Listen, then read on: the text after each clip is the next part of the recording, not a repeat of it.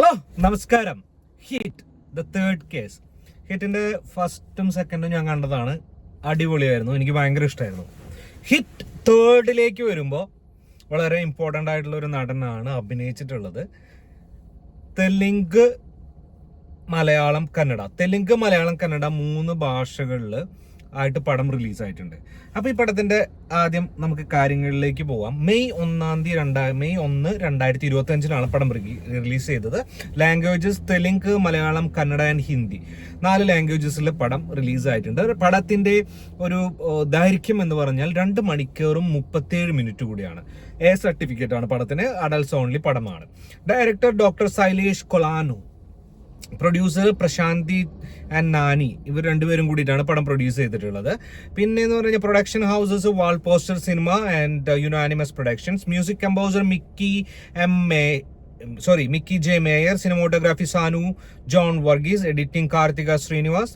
Cast Nani SP Shankar, Arjun Sarkar IPS.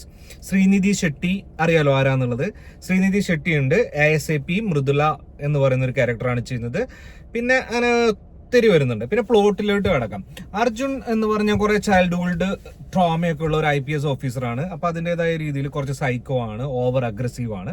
അതിൻ്റെ പല കാര്യങ്ങളും അതിനകത്ത് കാണിക്കുന്നുണ്ട്.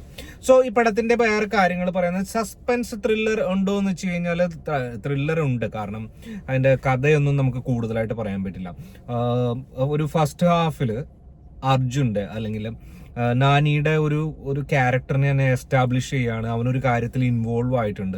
അതെന്തിനാണ്? അവൻ പോലീസ് ഓഫീസറാണ്, IAS ഓഫീസർ ആയിട്ട് കൂടി പല ആൾക്കാരെ അവൻ മർഡർ ചെയ്യുന്നു. അതുകൂടാതെ പല കാര്യങ്ങളും അവൻ ചെയ്തുകൊണ്ടിരിക്കുന്നു, കുറെ മിസ്റ്റീരിയസ് ആയിട്ടുള്ള. അതെന്തിനാന്നുള്ളത് നോക്കുന്നു. അതിന്റെ കൂട്ടത്തിൽ തന്നെ അവൻ്റെ ക്യാരക്ടർ ഭയങ്കരമായിട്ട് എസ്റ്റാബ്ലിഷ് ചെയ്ത് കൊണ്ടുവന്ന് കാണിക്കുന്നുണ്ട്. അവൻ്റെ വയലൻസും അതും അതിൻ്റെ കൂടെ ചെറിയൊരു ലവ് ട്രാക്ക് ഒക്കെ വരുന്നു. കുഴപ്പമില്ലാതെ പോകുന്നു. സെക്കൻഡ് ഹാഫ് ഫുള്ള് ഫൈറ്റ് ആണ്, ഫുള്ള് അടിയും മറ്റേ പരിപാടിയാണ്. നമ്മുടെ മാർക്കോ സ്റ്റൈൽ പരിപാടികളൊക്കെയാണ് അതിനകത്ത് നടക്കുന്നത് കൂടുതലായിട്ട്. അപ്പോൾ ഒരു നല്ല അടിപൊളി തിയേറ്റർ വാച്ചാണ്. നമ്മൾ നമുക്ക് മനസ്സിലാവും. എന്നാലും ഒരു വെറൈറ്റി സബ്ജക്റ്റാണ് അവർ ഹാൻഡിൽ ചെയ്തിട്ടുള്ളത്. ഒരു വ്യത്യസ്തമായൊരു സബ്ജക്റ്റാണ്. ഇന്ത്യൻ സിനിമയിൽ അധികം കണ്ടിട്ടില്ലാത്തൊരു സബ്ജക്റ്റാണ് അവർ ഹാൻഡിൽ ചെയ്തിട്ടുള്ളത്. അപ്പോൾ ആ സബ്ജക്റ്റിനെ എങ്ങനെ ഹാൻഡിൽ ചെയ്തു എന്നുള്ളത് തന്നെയല്ല, എനിക്ക് ആ പടത്തിലേക്ക് നമ്മൾ കറക്റ്റായിട്ട് ഇൻവോൾവ് ചെയ്ത് വരുമ്പോഴത്തേക്കും തീർന്നു. അത് കുറച്ചും കൂടിയും അതിൻ്റെ എസ്റ്റാബ്ലിഷ് ചെയ്ത്, അതിൻ്റെ സെക്കൻഡ് ഹാഫ് കുറച്ചും കൂടി എസ്റ്റാബ്ലിഷ് ചെയ്ത് എടുക്കാമായിരുന്നു എന്നുള്ള ഒരു തോട്ട് മാത്രമാണ് എനിക്കുള്ളത്. അതല്ലാതെ എനിക്ക് പടം ഓവറോൾ ഓക്കെയാണ്. ഒരു 1 ടൈം തിയേറ്റർ വാച്ച് ഉണ്ട്. അപ്പോൾ കണ്ടിട്ടുള്ളവരുടെ അഭിപ്രായം പറയുക. കാണാത്തവര് വരിക, നമുക്ക് ഡിസ്കസ് ചെയ്യാം. കണ്ടിട്ട് വരിക കേട്ടോ. അപ്പോൾ ഓക്കെ, ബൈ.